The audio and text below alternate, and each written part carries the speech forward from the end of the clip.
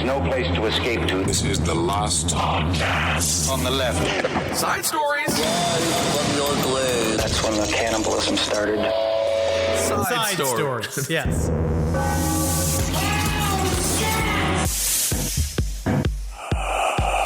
Man, I'm about to go on vacation, bro. I know what you're up to, buddy. I know the. Do you think I'll become different after vacation?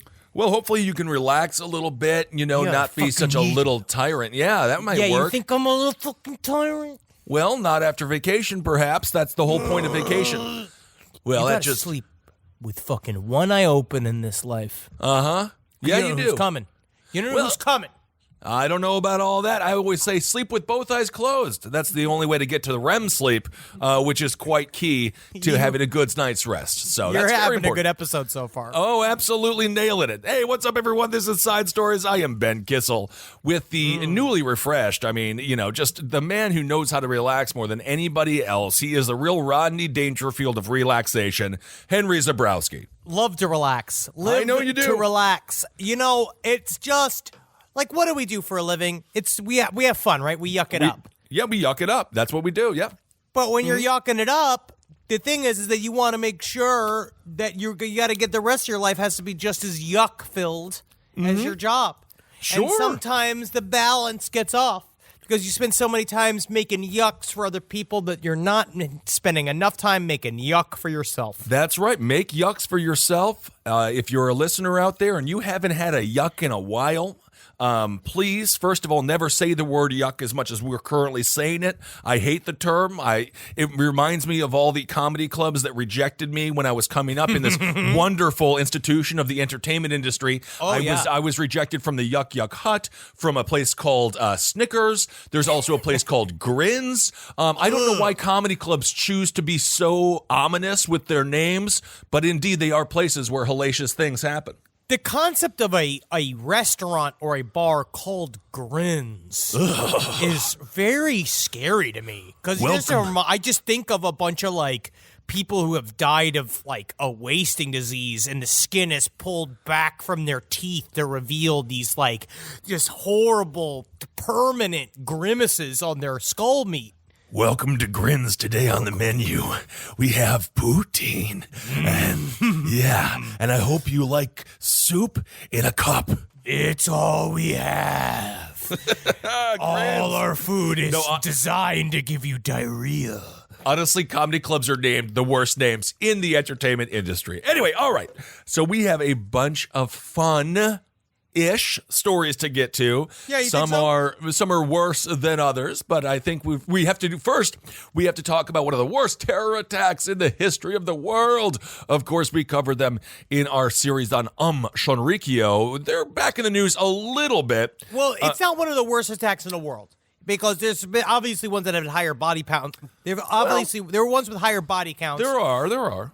But what they tried to do, it was more of what their idea was really fucked up in comparison to what they actually did. Well, absolutely. They made it one hell of a horrible subway ride for a lot of people, and they destabilized the folks of Tokyo, and the people of Tokyo said, can we trust the system? Can we trust the government? If these people are allowed to pull off this attack that they were able to pull off. So a Tokyo court on Wednesday ordered, now, Henry, what is the name of this person? Aleph? It's A-L-P-H. Is it Aleph? I believe it is Aleph. Yes. Aleph. Now, she is the main successor of the Shonrikyo doomsday cult. Now, because of that, she has been ordered to pay 1 billion yen in damages to the victims of the Tokyo subway sarin attack that shook the country. Of course, that was in March of 1995. My question is this. Does she have a billion yen? What is that? Yeah, that's almost $9 million. Does she have, is the Shonrikyo piggy bank really that runneth over with yen? I mean, absolutely not. No. Yeah, but where would they even get money if they tried? Who's buying, a pin? What do you do? Start a podcast? What do you do when that happens in real life? Like, if you get, a civil judgment where you're supposed to spend a certain amount of money and you don't have this money, can you just go to a judge and be like, I do not have this money? I mean, maybe if you're in My Cousin Vinny, you can do it like that, and perhaps the judge will sympathize with your small-minded ways and just realize you're a local yokel who is getting raked over the coals. When it comes to this woman, I guess you just garnish her wages until the $9 million of 1 billion yen are paid off. Also, why did she want to be the success? Like, did she volunteer for this position? Because once the head is dead, why even be the successor for Shinrikyo? They are patiently waiting for the next wave. They are very determined. They believe that they are the next wave of humankind, which I get. They stick to their guns. I was actually wondering if you can even file for bankruptcy in Japan. Can a cult file? I mean, if you're a group, but I don't think that they are a group. I think it would just go on LF. I didn't realize. So obviously the terror attack, again, it killed 29 folks, injured 6,000.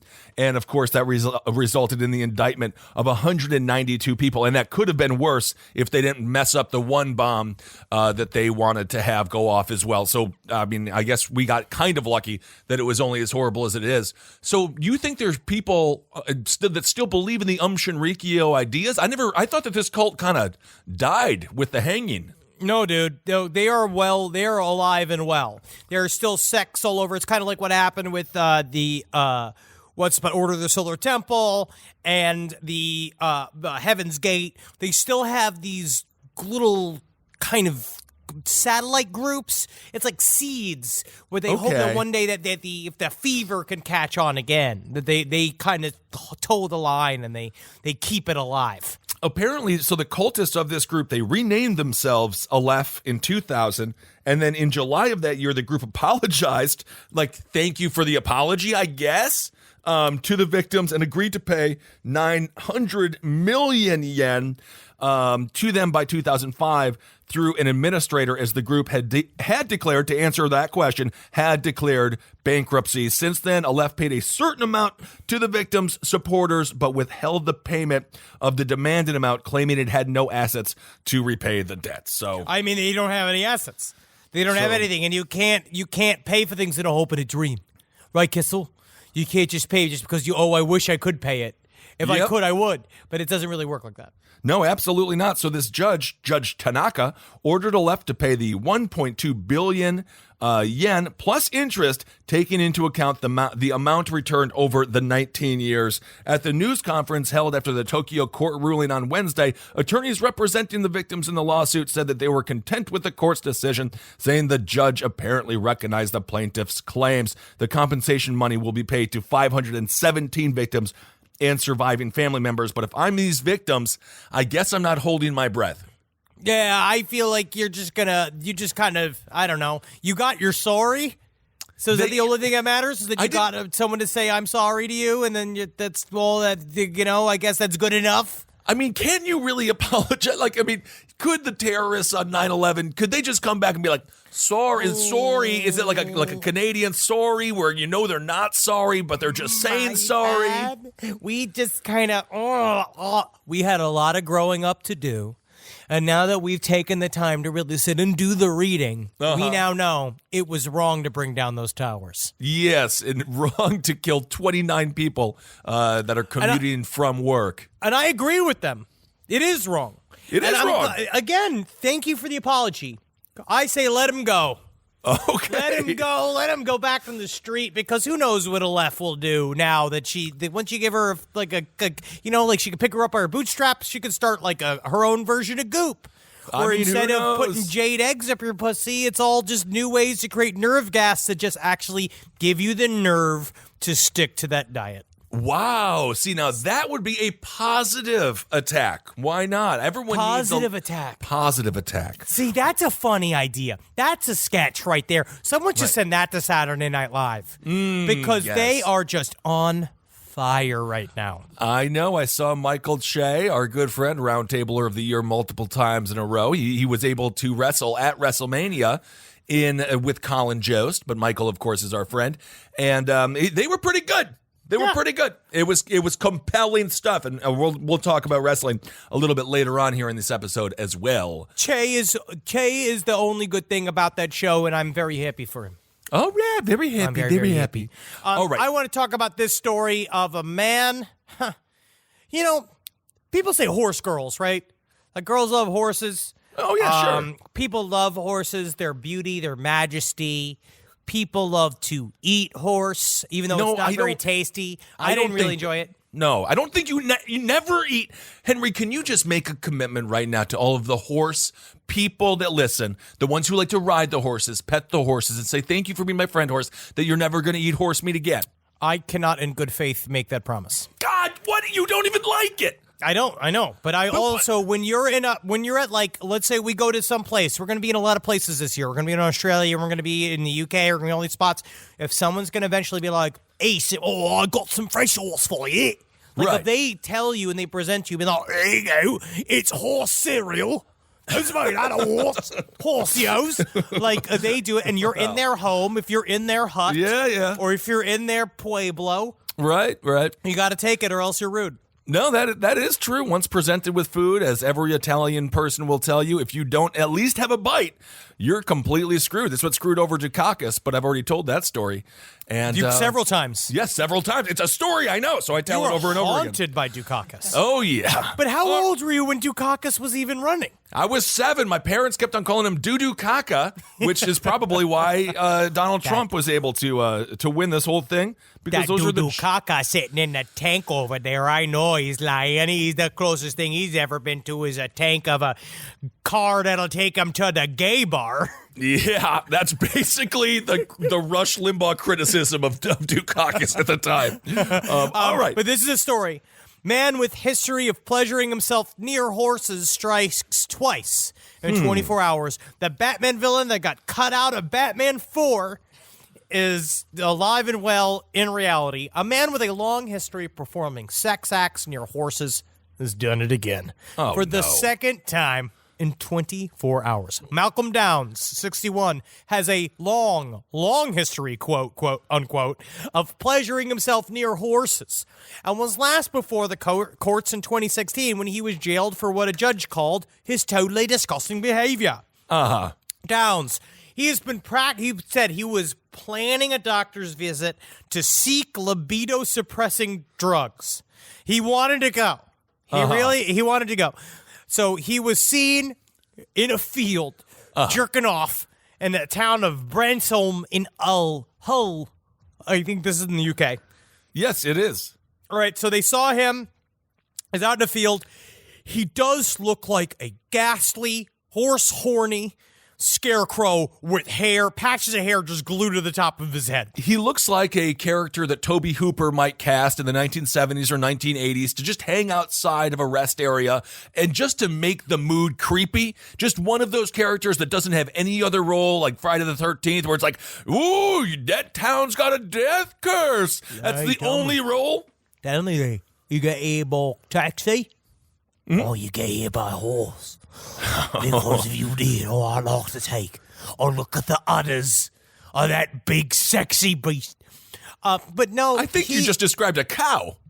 I think, don't horses have udders? No, they don't have udders. Well, how do you get the milk? They don't milk a horse. I don't think you milk a horse. Horses have milk that they feed to their children. Yeah, but to the calves, but I don't think horses have udders. Do horses my goodness. udders? Looking it up. Look it up. See what. Fortunately, problems with the horse's mammary glands are fairly uncommon.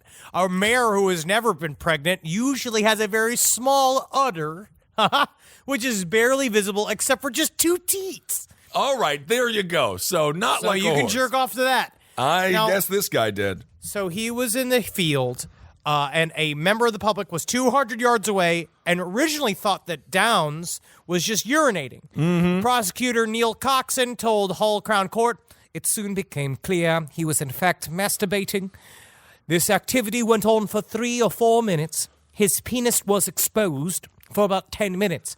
The matter was reported to the police, and he was arrested. Now, Downs, while he was interviewed, he said, I was sitting on a bench. I was feeling sexy, so I started to, all right, and he mimicked the hand motion of jerking off. Mr. Coxon said, he asked if he realized that if this was an offense. Did you realize that this was a crime?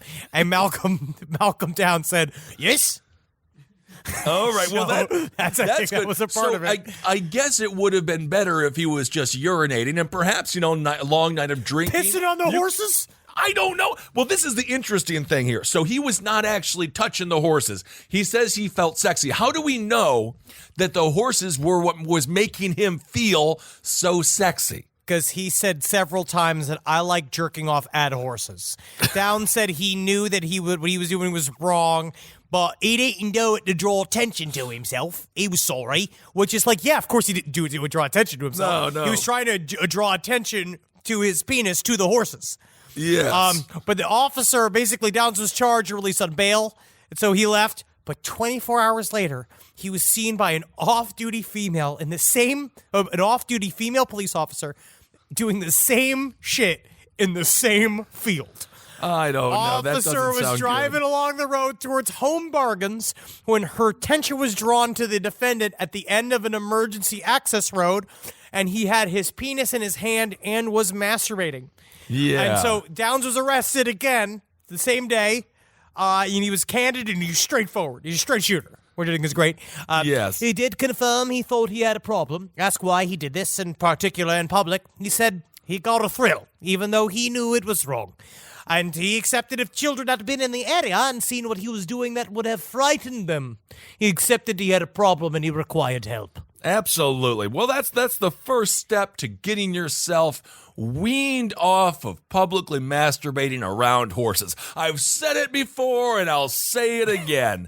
How else can that happen without taking the first step to recovery by saying, yes, I understand it's not right. I understand children could have been present, and dare I say, I'm going to cut back to just twice a week. And see what I'm doing here? I've got my wrist. See, I've got my wrist here. I'm going to give it a bit of a slap there. Oh, slap on the wrist. And that is all I need to know how bad it is to do my lovely act. Well, my lovely, lovely act. Look at them beautiful mares in the field. And the best part is you can't get them pregnant. Well, I think Mr. Downs, I think you're regressing a little bit with your treatment. You're still calling it a wonderful act, a lovely act. That's not what it is. It's actually love, isn't it? No. Isn't sex just love? So well, why can't I go up to the mare and show how much I love it? Well, give it a bit of a tug, a bit of a crub. Well, you can give it some food. Maybe you ride it. And I'm not gay. No, okay. Well, very good. I'm like sex with it. That's how I show I love it. So this is now Downs.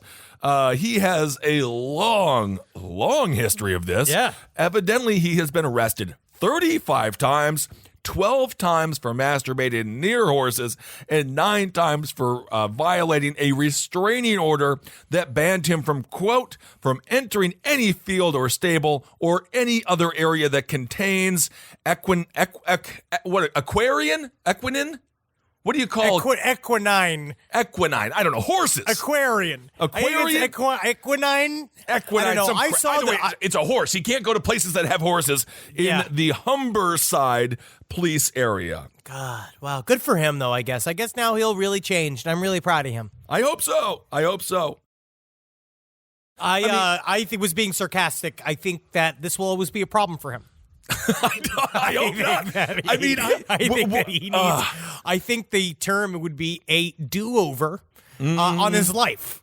Well, something froze back in the day. I'll never understand these things. I don't understand fucking horses or dogs or cats, or I don't care how horny you gotta be. How horny do you have to be to strangle an animal enough position in order to fuck it? I don't know. There's that documentary Zoo, which I don't know. I guess if you want to ruin a date or a full weekend, the way they talk about having sex with animals is so bizarre. It is a real thing. There's no denying that. They talk about the love of them. Yes, and the love of their body and how much you love them. And just being like, I love Wendy, but I'm not fucking her.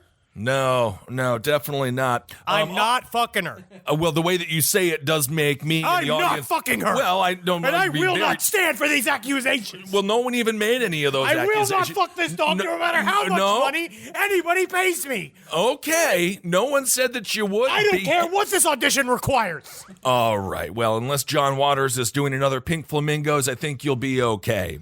It's okay if it's not mine, right? I don't think it's ever okay, Mr. Downs. No. And I don't think you have enough money to own a horse. So it's never yours. Hey, you're a big lad. How long are you, long boy? You want to jerk off to me? Well, you going to put this horse head mask on first? Honestly, if that is much more legal than what you're currently doing. So, again, little baby steps. Put a horse head on a friend of yours. How much money would it take? Honestly. Like, straight up real. Job offer, billionaire shows up. Hey, will you stand in a field on all fours with this horse costume on, and I'm just going to jerk off at you? How much money? $10 million, $100 million. I'm going to go $100 million just to shoot high, and then he's going to negotiate me down to 50. That much money? Well, I want a lot of money, so hopefully if he really, really wants it, and if he's a true billionaire, then everything's fine. What if he's got a budget of $5 million? Well, we'll have to talk. We'll have to negotiate, see if I can't get any. Maybe I can get some stock or something like that in Apple, because I'm assuming you're talking about Bill Gates.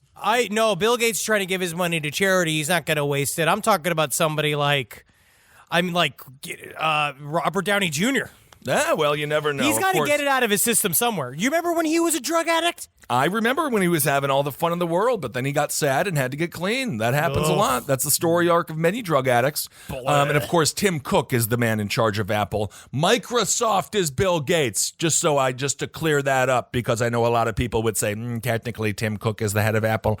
And if you think about how interesting that is, you can remember it by saying, what do apples do? If you put them in an oven, they cook. So then you can remember that. I don't know. Honestly, it does not make any sense. It doesn't. All right. Well, speaking of food, here we go. Now, this guy should probably eat a couple more apples. Am I right, Henry? Yeah, sure. Right. Actually, I feel like maybe he could cut back on some of the calories. But I guess everybody is beautiful. Everybody is beautiful in its own right. That is absolutely true.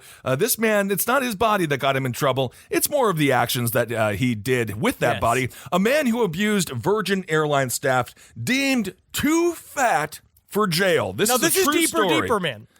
No, this is not deeper, man. This is a different guy. Evidently, this is an epidemic on airlines where people are just very large and obnoxious. I don't know. This guy is also a ghost. It's called pulling a Duke Harkonnen. Oh, that's what I would say to you. If you are fat enough to be a terrorist by just your actions, you are a Duke Harkonnen. So this man, he's not just obnoxious, he's also a ghost hunter. And so what he did to Virgin Airlines, it's kind of Cartman-esque or Bart Simpson-esque. Mm-hmm. All he would do is make phone calls to Virgin Airline workers, then abused, demeaned, and threatened them over the phone. He was deemed too fat for jail. Paranormal investigator, his name is Cade Jones, told the Brisbane District Court he was in too much pain to stand in court to plead guilty to 2 counts of using a carriage service to harass. The court heard he abused and threatened staff at the airline in June of 2017, leaving them feeling, quote, scared, belittled, upset, and degraded. So what would he do? So he'd call and that's what he says.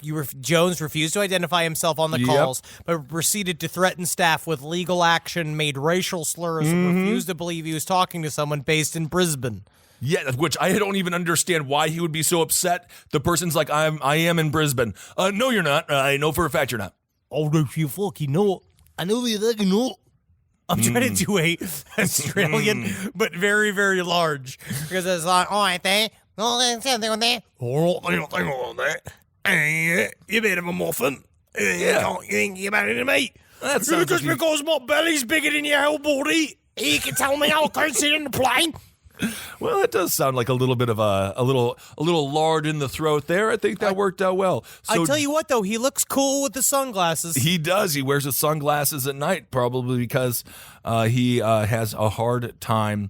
I don't even know. I think they have to be prescription. Yeah, Jones had already been placed on a watch list with the airline, which banned him from flying with them in 2010 after he made the phone calls. Jones has been convicted of similar offenses on 3 other occasions dating back to 1998. So he was sentenced to 12 months in prison, but then ordered he be released on $2,000 for good behavior.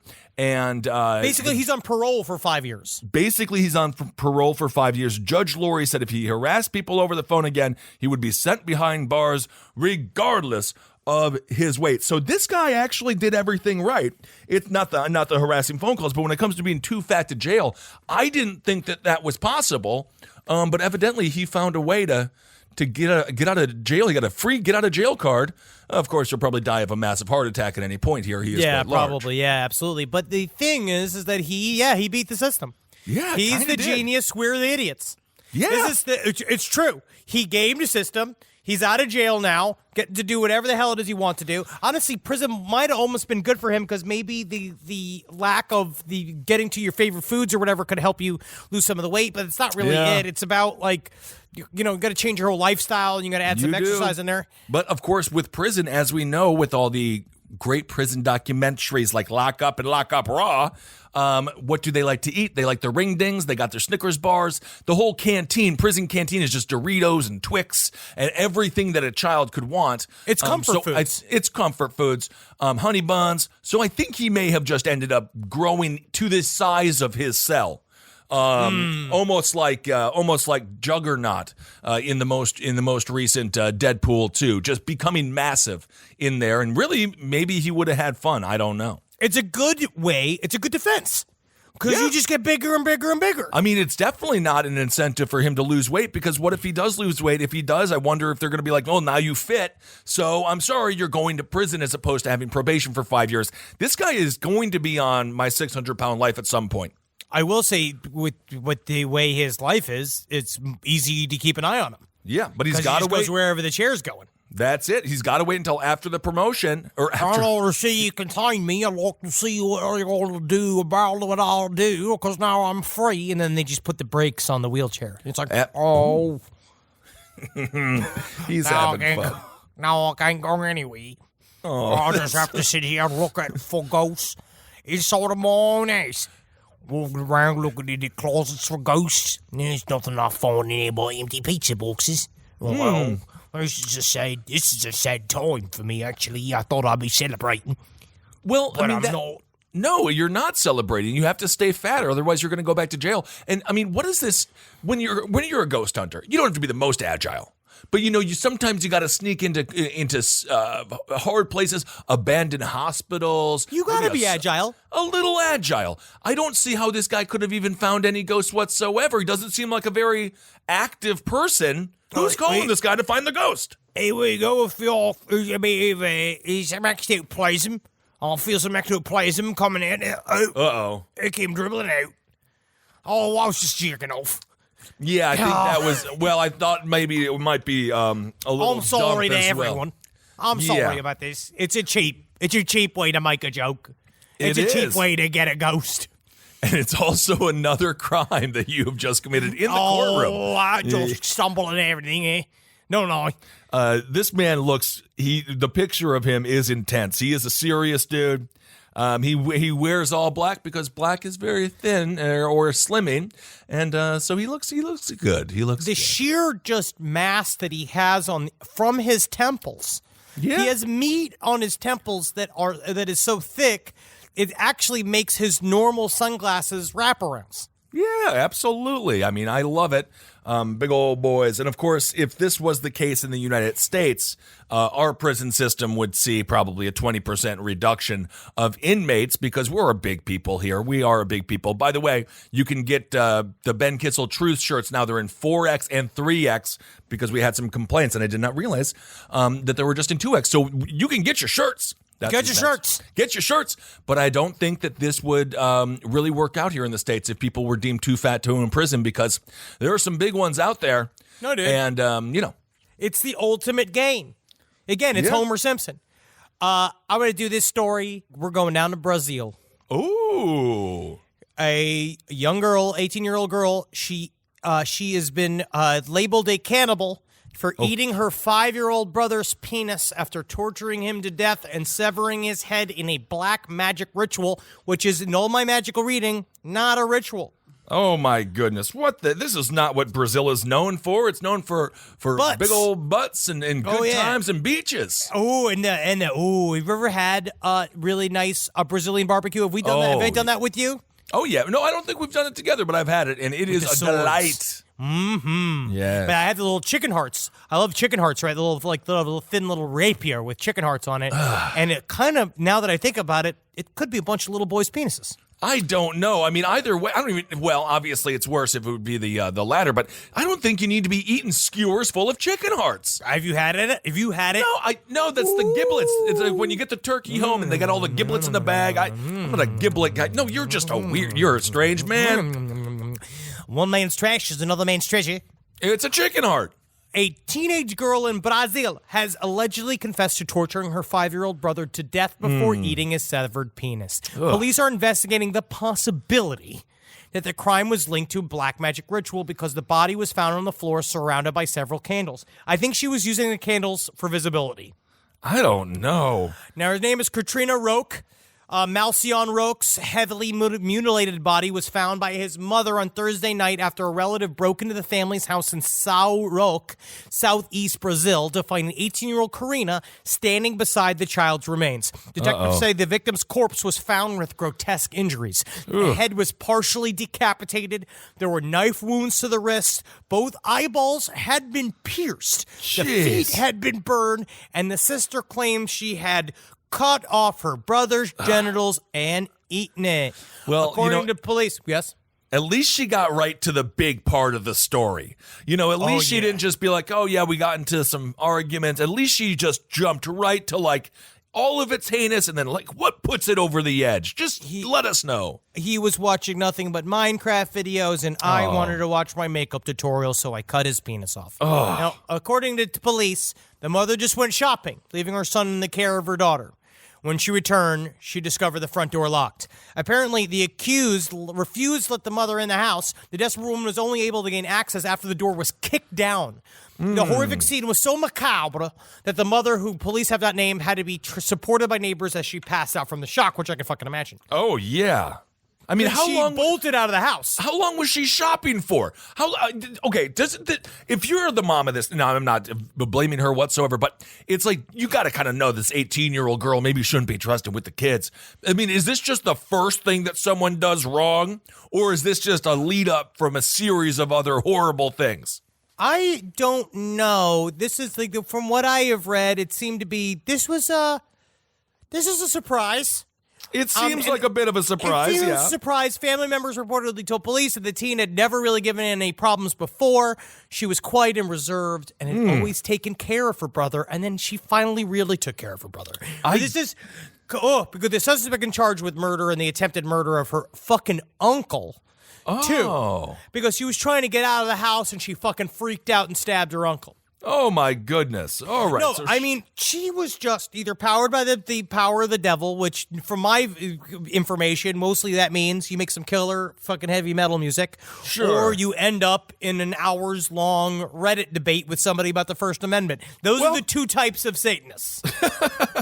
Where it's like, you're either a fun Satanist or you're a long-winded political Satanist. Well, I like the First Amendment cases. Those are very funny to me. But it's always that.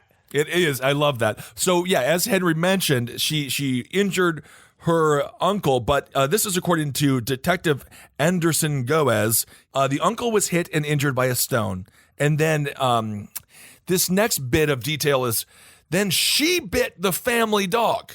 Oh, which yeah, she bit the dog. Well, she was being restrained by relatives. She bit the family dog. She's like a tiny girl, too. She's like a little, like little, she's like a little sprite. I don't know. I mean, again, they did some tests to see if she was under the influence of drugs. They don't say if she was or not. No, it does not. It is not revealed. It just sounds like this to me is a high on life scenario. I don't know if this is drugs, because a lot of times, do you remember that year we covered this many years ago? But the guy that the famous case of the homeless dude eating the other homeless dude's face, the Miami zombie. Yeah, they're blaming bath salts and doing all that shit. But his blood tests came back clear. Yep. He was fucking sober. He was totally sober. That is 100% true. These are things sober people decide to do. Ooh. Travis, looking at you. I know, Travis Morningstar. He's looking at your penis, because think about it. Your penis is at least 4 or 5 bites. At least to Well. get because you have to pull and tug. You got to tug and tug and tug and get a little sections of it at a time because you're not getting that all. Like I'm not saying it's not about you having a huge penis, but a penis is hard to fucking rip off. All right. Well, that's Henry Zabrowski impersonated a demonic pug for some reason. Yeah, I don't know. That's Travis chewing on your penis. All right. Well, Go and you be know like, what? That give is me a not raise. right. Give me a raise. Satan says you need to give me a raise. And, right. He's chewing your penis, and you're like, Travis, you're something else. Yes, indeed. I'm sure Travis loves being involved in your tales. I'm certain he does. I'm certain of it. All right. So this woman, she's going to go away for a long time. I don't think she's going to be on the streets of Brazil anytime soon. I don't know how the prison systems are in Brazil. I'm assuming I don't think there is a prison system that would not sentence this woman to time. Norway. In Norway? No, even in Norway. No, dude. You remember with Varg Vikernes for that very brutal murder of Euronymous. He only went to jail for 20 years. That's the maximum. You could go, I could chew my brother's penis off. I could steal a car. I could bet against myself in a professional baseball game. Right. And then I'd still just get 20 years. Yeah, and of course the last thing is what Pete Rose did, but he bet on his team to win, so put Pete Rose in the Hall of Fame.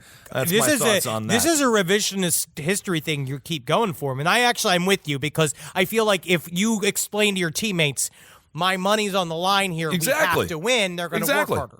Yeah, absolutely they will. I mean, initially I was like, why don't they like Pete Rose in the Hall of Fame? And they're like, he bet on the game, and then I was like, oh, maybe he bet against his team.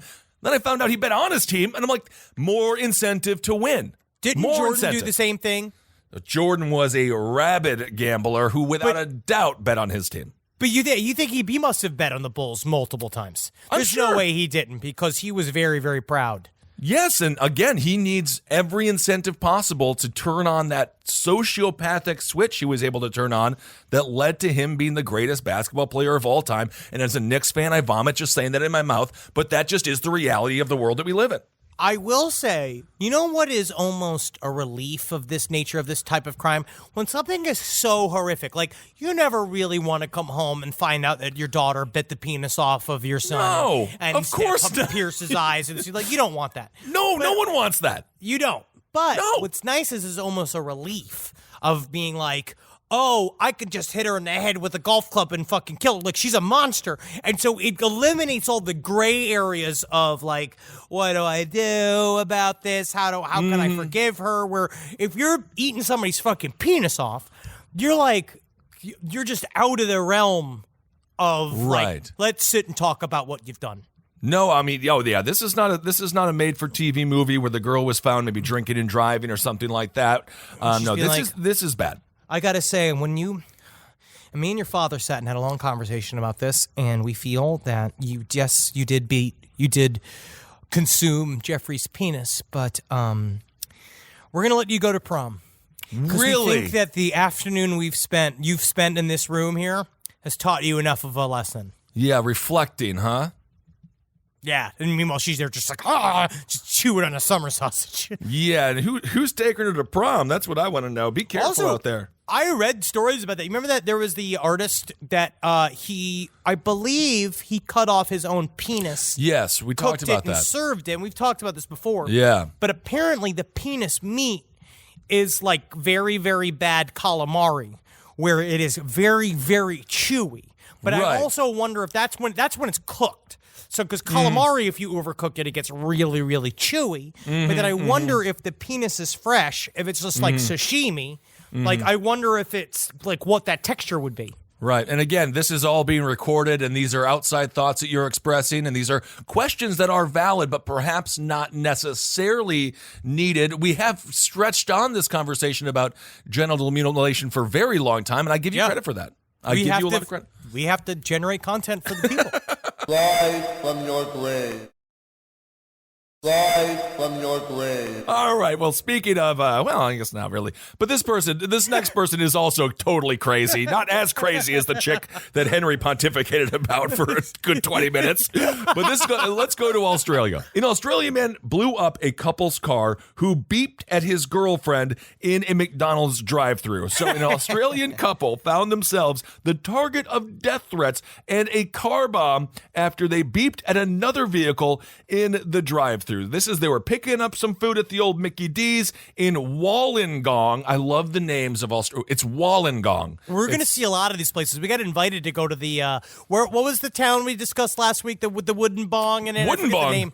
What was it called? Oh, yeah, it's called It's Wooden Bong. just Wooden Bong. We got invited to Wooden Bong, and apparently they say, like, hopefully they built that Wooden Bong there, because if not, there's fucking nothing else.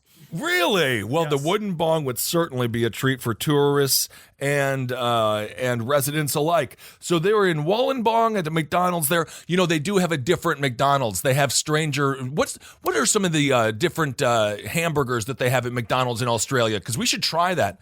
They have a place called, like, Horny Jack's. No, I don't know. They have a place called Bagoo. No, I'm talking about McDonald's. McDonald's is a different menu for the Australians. Well, yeah, they could have beer. A lot of times they do that in other countries because they're more advanced than we are. I believe it's called Macca's. Oh, right? It's called, like, interesting. Bugadoons. I think it's called grapes. Yeah. Grapes? He's like, yeah, it rhymes with ripes. Well, like, good. I'll remember it then. Either way, there were some gripes here. A woman allegedly veered dangerously close to the unnamed couple's ute or ute. When they honked their horn, she became angry and confronted them in the drive-thru. The couple drove away and was like, all right, nothing really happened. A pretty typical little beeping.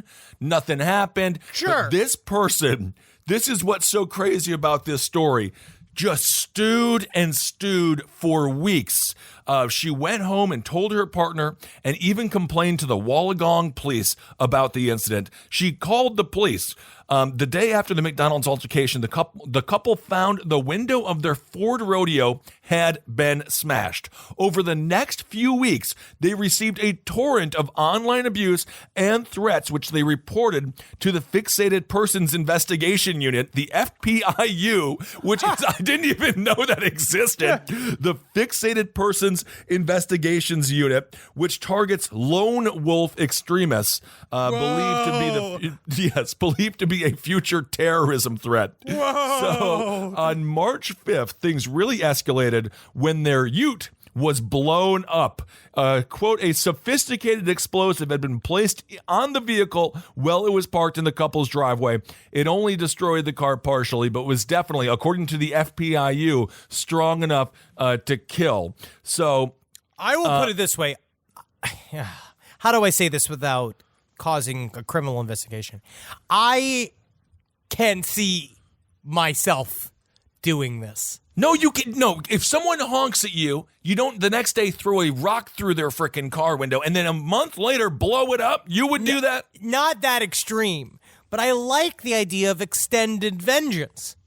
But it was a honk at a McDonald's drive-thru. If you're not honking at the McDonald's drive-thru, you're not hungry. But that's the whole point. You're grumpy because you're hungry. That's why you get a lot of altercations at drive-thrus, because they're not full yet. The term is hangry. I know First of all, if I'm going to be a cultural fucking scientist here, it's hangry. But also, there's something that's not really about the crime at all. It's about the exquisite hunt of the person you viewed as the aggressor.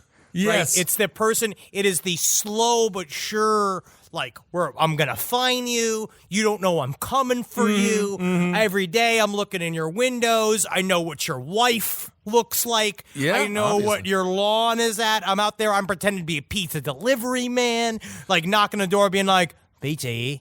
And then when they say, like, I didn't order a pizza, like, funny. I don't know why I'm here then. And then we're like, I think I recognize that guy from the guy that I honked at Gripes. Yeah, right. So two people, I think this guy's going a little too far. I'm just going to say it. Two people were arrested this past Tuesday at a local BP gas station. Police arrested a 33-year-old man and later his 31-year-old female partner, and also seized another pipe bomb, a drone, and baton while they were searching their car. The man was charged with 2 counts of using carriage services to threaten serious harm, 2 counts of stalk or intimidating, using a carriage service to threaten to kill, destroying or damaging property, placing an explosive in or near a vehicle, threatening a witness, and 2 counts of possessing or using a prohibited weapon. He will appear in court. So I'm just going to say this. Maybe these people don't necessarily need to be out in public right now. Just take a couple of weeks off, go to the chill tank in jail, and just try to relax yourself. Find Buddhism, maybe. Honestly, they should just go on vacation. It sounds like these people need a vacation from their problems. It does. That's what they need. They need to relax. They need calm.com. We're not even being paid for we're not being paid for that advertisement. For calm.com? Yeah, we are, though, on last podcast, but not on Side Stories. But they could use it. I feel like this is a good example of a time when calm.com would come in to maybe calm these people down before they decide to commit domestic terrorism over this tiny thing at a restaurant. Absolutely. No denying that. I have a little addendum here. I'm looking at the Australian McDonald's menu. Okay, what do we got? And so we've got the Big Brekkie. Oh. The Sure. McFeast. Do they have beans in that?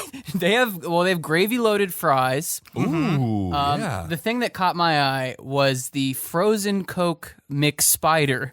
Now, what is that? Now, that seems to be some kind of Coca-Cola product with whipped cream and then maybe spiders inside of it. Is that actual spiders? It's called the frozen Coke McSpider. I'm sure that means something like actually delicious in Australia. I don't know. That could actually go either way. If you're Australian and listening, let us know what that McSpider's all about. But it's on the loose change menu. Oh, okay. That is so much better than the dollar menu. There's a place I go to sometimes in LA. It's called Night Market Song, and one thing they have is what they say, it is a traditional relish that's served with various meals, but it's made out of water bug. Like, you have water bug mixed it, like, smashed up into a bunch of spices. And I was like, this is a fucking joke on white people. Like, this is just straight up a joke on Los Angeles being like, oh, this is... Because you crunch it. Like, I had one little bite of it, and the legs and the stuff in it that are just, like, it's just very bad. It's bugged me. Wait, hold on. This is like... This is the future nobody wanted. Robots are taking over. Now, by the way, Walmart has said they're going to get robot janitors. And they're going to double down on that. They're going to get a huge army of dumb robots. Well, and now as people long are as just eating bugs. What's going on? Can you imagine if they were just so wanted, like, we're replacing the janitors, but we don't want to lose the authentic janitor feel, so we put little tongue on it so it can still lick a child. I don't think the janitors do that. And you have maligned janitors for far too many years on this program. We have a lot of great janitor listeners right now who are doing the work that others don't want to do because they're brave and because they see a mess and they clean it up for our comfort. I agree. I agree with that statement. I'm just saying the janitors who listen to us are the good ones. You've said this before. All right. Well, I believe it's time for Hero of the Week. Are we at the Hero of the Week time? Yeah. If we're going to do Hero of the Week, we got to do it now, Castle. Let's do it now. Let's hit that intro music. Yeah, new intro music. Recordings of number stations. I love listening to them. It can ruin madness sometimes.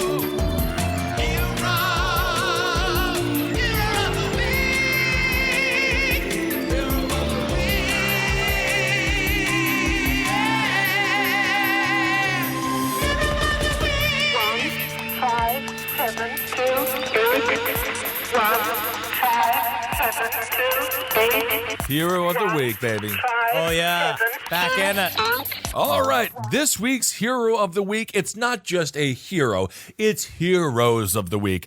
Bret the Hitman Hart. He was given an acceptance speech in a WWE ring. He was inducted into the Hall of Fame where he belongs. He was a great awesome, incredible wrestler. Stone Cold Steve Austin and Shawn Michaels said they loved wrestling with him. He was just one of the best that's ever graced us with his presence. Well, this lunatic, he's a 26-year-old. They say the word fan, but I'm going to say psycho. He's not a fan. He jumped into the ring. This guy's name is Zachary Madsen. He slipped under the yellow ropes of the wrestling ring and knocked the hitman to the ground. Now, See, I thought that this was staged. No, this is a dude. He was on social media leading up to the Hall of Fame, just being like, I'm gonna go out there. He was hanging upside down, kind of like Joker makeup, which is the cliche for all people who are psycho to be like, I'm edgy and crazy, but also artistic. So he thought in his mind he was going to be part of a storyline.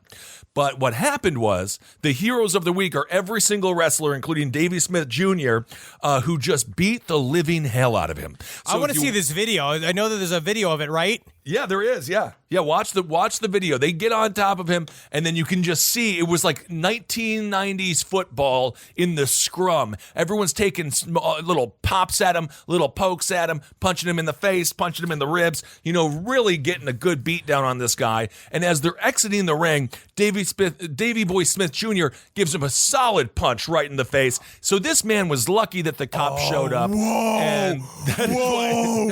I'm looking at the video right now. Yeah, what dude. a fucking idiot! Yeah, dude, they're huge. They are like wrestlers are not. I know wrestling is staged, it is scripted. Of course, that's my biggest pet peeve while watching WrestleMania, or not just WrestleMania, but when watching wrestling with people, they'll be like, "Oh, that was staged." Yeah, everything is staged. It's all spots. They set up spots and then they. Of course, but they're still physically doing the actions. Absolutely. So it is very much real. You have to be very strong and very athletic to be a wrestler. Oh yeah, you can't And you fake get the gravity. fucking hurt. You can. As a matter of fact, speaking of not being able to fake gravity and just doing feats of amazing athletic displays, the Hardy Boys, Holden McNeely and I from Wizard and the Bruiser, we had a chance to go watch SmackDown this week, and the Hardy Boys won the tag team titles. I like the Usos as well, but it was cool to see the tag team titles go to the Hardy Boys because they are iconic. So anyway, this Zach Manson guy, he was totally crazy. He tweeted about several wrestlers, including Charlotte Flair, Daniel Bryan, Vince McMahon. And this is according to the tweet that he sent out. He said, "Road trip. I want to say thank you to Vince McMahon for helping guide us to the main event of WrestleMania 35. He posted that on April 14th. So he is being held now. Now he faces assault and criminal trespass charges. He's being held on $1,500 bail. And I gotta say, this guy was very lucky that the cops showed up, because otherwise those wrestlers were gonna tear him limb from limb, because they are the heroes of the week. They were in the middle of beating him to death. And that was great. That's what you get. He's like, oh, is it fake now? And I was watching for that one, you just lay waste to him. Fucking. And Eddie's told me horrible stories of what he used to do in the dog pile. And how he had his father told him that you got to go in and grab the guy's nuts underneath his fucking, like in the pile. I'm just like, Yeah, there was, people would be like, poke him in the eye, all that. That's when football was still football. It was football. Darn it. And people just got their asses kicked in the scrum. But anyway, so good job. Way to protect Bret Hart. And WrestleMania was awesome this year. So if you haven't watched it and you have the network, check that one out.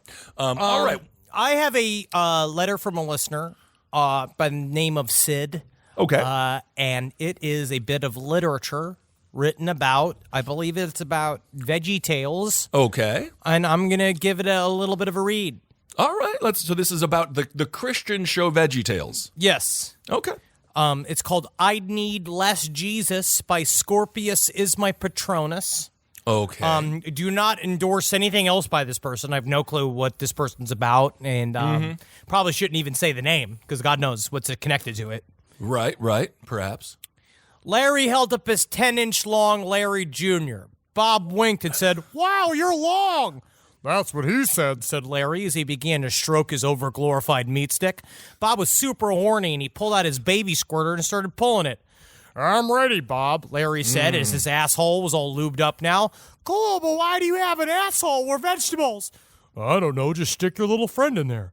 So Bob did, but he wiped off all the lube first, so it was super painful. "Ah, Jesus," said Larry.